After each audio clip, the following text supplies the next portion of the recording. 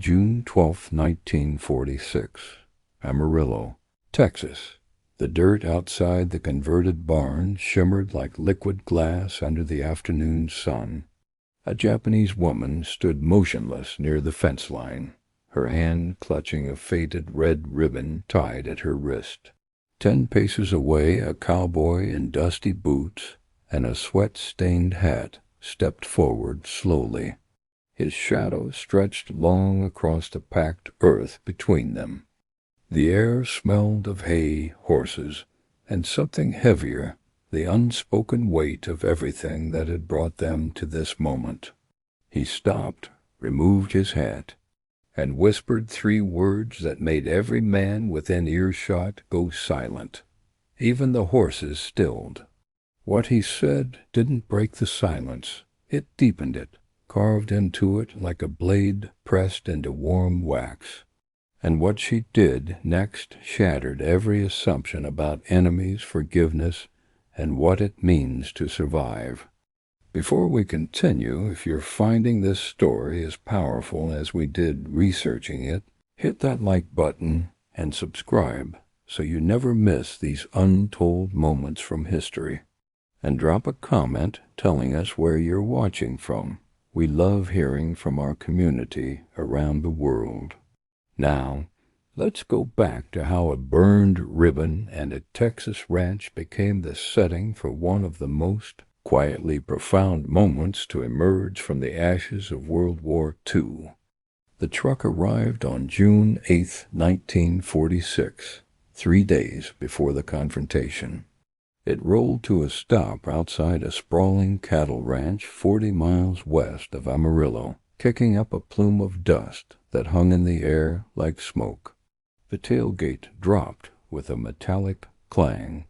17 Japanese women stepped down onto American soil for the first time as prisoners of war, though the war had been over for nearly a year.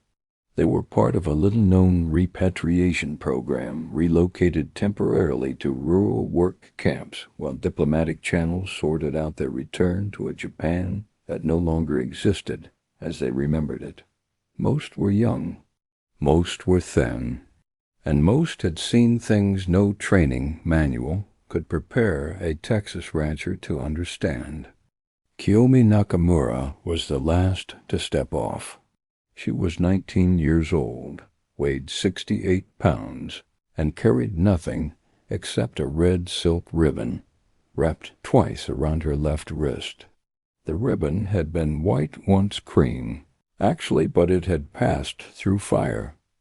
Literally, it had been in her hair the morning of August 9, 1945, when the second atomic bomb turned Nagasaki into a furnace.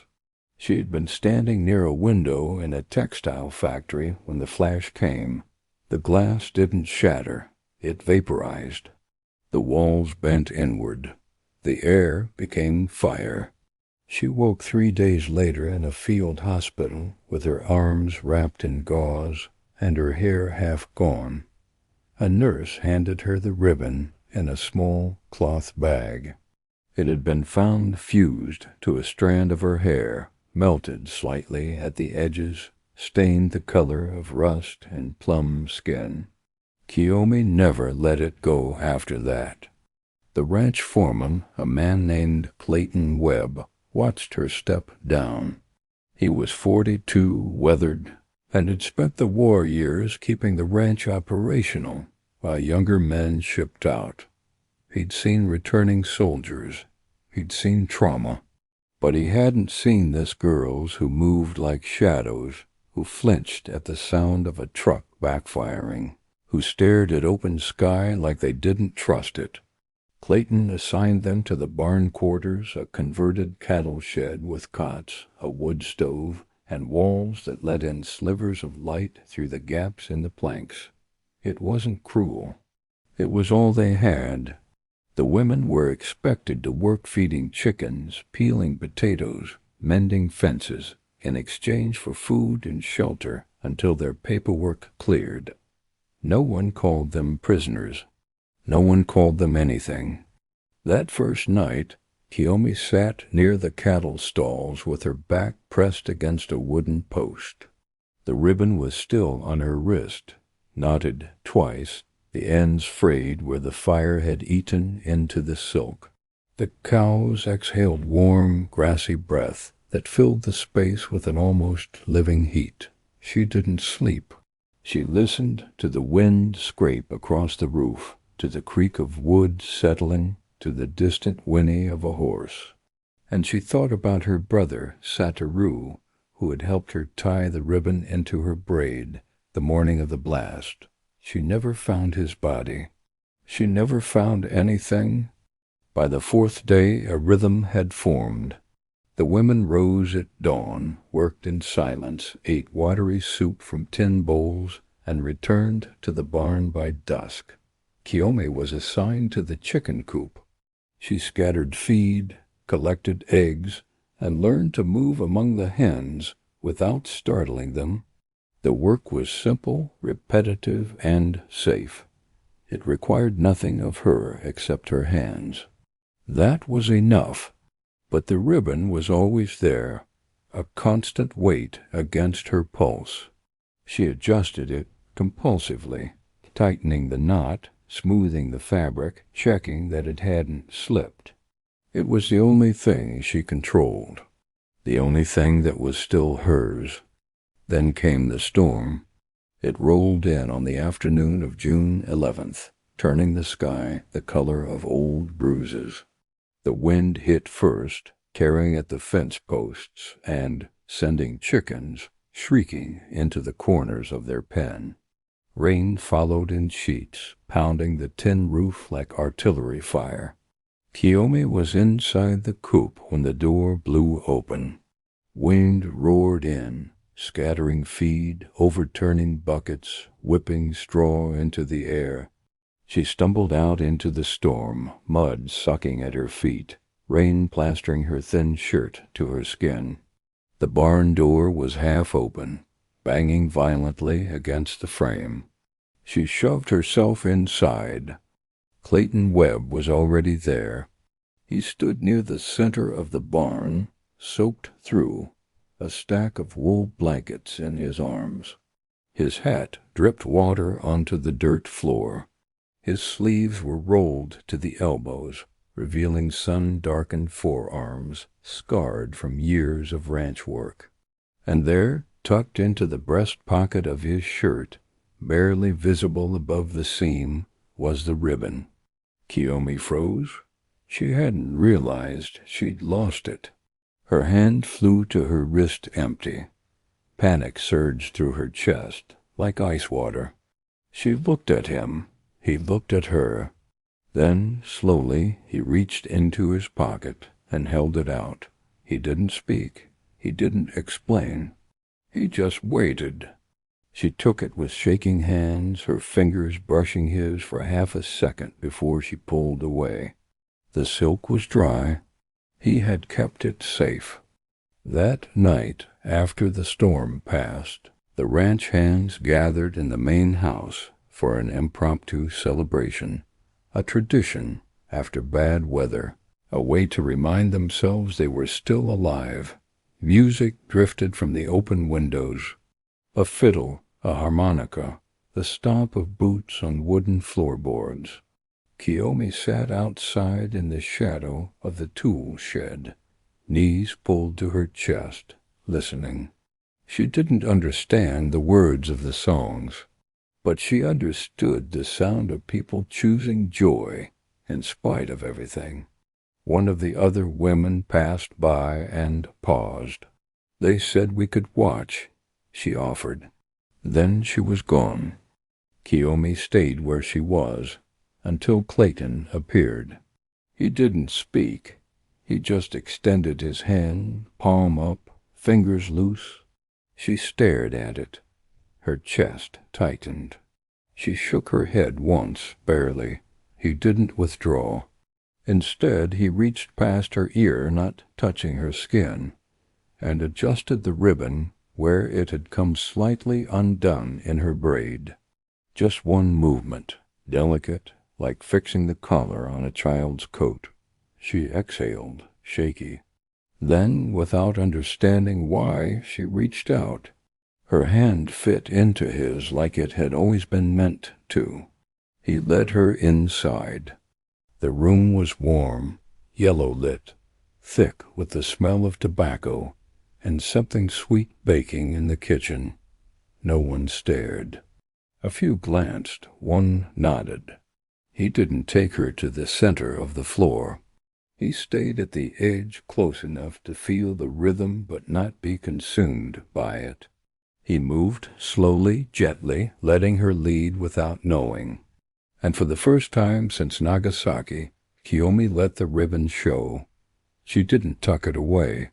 She didn't hide it beneath her collar. It trailed slightly as they turned, catching the candlelight, red as a wound, red as a banner. The next morning, June 12th, the world was still. Mist curled low over the corral, drifting between the fence slats in slow, ghostly tendrils. The horses stood quiet, their breath steaming in the cool dawn air. The scent of wet earth mixed with cedar and manure. Kiyomi walked barefoot from the bunkhouse toward the chicken coop, a pail of feed swinging gently in her hand. The ribbon was braided into her hair again, knotted tight at the base of her neck, and then she saw him. Clayton stood just outside the coop, one boot resting lightly against the bottom rail, hat tipped forward. In his hands, cradled like something sacred, was a small wooden box. The lid was carved simply a beveled edge, a curling corner, worn smooth from touch. He held it out without speaking. She stepped forward. Her fingers hovered above the lid. He nodded. She opened it. Inside, the ribbon lay folded. But it wasn't the same. It had been cleaned completely. The charred edge had been trimmed and stitched with red thread that nearly matched the silk. Someone had taken the time. Someone had seen the damage and made it whole. She touched the stitch. The thread caught slightly under her nail. The silk was smooth again, creased only where it had been folded, but whole, reborn. Clayton's voice came soft, plain, with no ceremony. 3 words, simple, direct, heavy as stone. "It's still yours." The words didn't echo. They didn't need to. They dropped between them like a bell ringing inside the chest. Kiyomi didn't blink, didn't breathe. She looked at him, then down at the ribbon, then back. She closed the box slowly, gently. Not with fear, not with haste, with care. Then she undid her braid. The old ribbon slipped free. For the first time since the fire, she let it fall fully open, long, red, trembling slightly in the breeze. Then she tied the restored ribbon in its place. Not hidden, not tucked away, but at the base of her neck, over her shoulder, bold as a banner. Clayton stepped back once, nodding, then turned toward the barn without another word. An hour later, the mess hall door creaked as she pushed it open. Inside, the room was already full. Long wooden tables ran end to end, scarred with years of knife marks and burned rings. Tin cups clinked softly. The smell of coffee, bread, and grease hung thick in the air. Men sat shoulder to shoulder, boots hooked on chair rungs, sleeves rolled up, voices low. The sound stopped when she stepped inside. Not all at once, just enough to notice. A fork paused mid-her. A chair scraped softly, then froze. Someone cleared their throat and didn't finish. The hush moved through the room like a held breath. She walked forward. The ribbon was tied high at the base of her neck, the red catching the light from the bare bulbs above. It moved when she walked, a soft flick against her collarbone. Clean, whole, undamaged. The silk glowed against the faded fabric of her borrowed shirt. Every eye followed it. She reached the center table and stopped. Her hands did not shake. They did not hurry. She placed the small wooden box on the table between the plates and cups. It made a quiet sound, solid, deliberate. The room held its breath. She lifted the lid. Inside lay the ribbon's twin, the faint crease where it had once been folded, the careful stitch along its edge, the mark where fire had once eaten into it, now made smooth by thread. She closed the box. No one spoke. She turned toward Clayton, who stood near the back wall, hat in both hands. His eyes met hers. The room was so quiet that the sound of a spoon sliding off a plate at the far end seemed to echo. She took one step forward, then another. Her boots struck the floor in measured beats. When she reached him, she stopped. He did not speak. He didn't need to. She lifted the box and held it out. He didn't take it. Instead, he repeated the words softly, plainly, without ceremony. "It's still yours." The words landed not like sound, but like weight. For a moment, nothing moved. Then she nodded once, slow and deliberate. She turned back to the table, set the box down, and slid it to the center. She did not open it again. The ribbon was hers now, whether she held it or not. She took her place on the bench. No one told her where to sit. She chose. The wood was rough beneath her palms, still warm from the body that had rested there before. Someone pushed a bowl toward her. Another slid over a cup. No one spoke. No one needed to. Outside, the wind rattled the windows. Dust moved in thin lines along the ground. The day carried on. She lifted the cup, brought it to her lips, and drank. Across the room, a man let out a breath he'd been holding. Another nodded almost imperceptibly. Someone cleared a throat and began to eat. The sound of life resumed. The ribbon lay in its box, unmoving. But its presence filled the room. Not as a symbol of suffering, not as a relic, but as proof that something had passed through fire and come out whole. Kiyomi Nakamura returned to Japan in September 1946. She carried the ribbon with her, along with the wooden box. She never spoke publicly about her time in Texas, but years later, in a letter to a niece, she wrote, "I learned that the opposite of war is not peace. It is recognition. To be seen not as an enemy, not as a victim, but as a person is to be given back your name."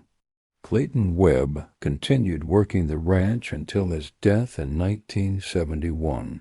In his will, he left instructions for a small wooden box to be buried with him. Inside was a second ribbon red, frayed at the edges, carefully folded. No one in his family knew where it came from. The story of what happened that morning was never recorded in any official document. No newspaper covered it. No historian noted it. But the men who were in that mess hall remembered. They told their sons told theirs. And now, decades later, the story remains not as propaganda, not as redemption, but as something quieter and more enduring. A reminder that in the space between enemies and the silence after the guns fall quiet, there is still room for one human being to see another. And sometimes that is enough. Sometimes 3 words spoken softly, without ceremony, can carry more weight than all the treaties and apologies that follow. Because they weren't about forgiveness. They weren't about guilt. They were about something simpler and infinitely harder. They were about giving back what the fire took,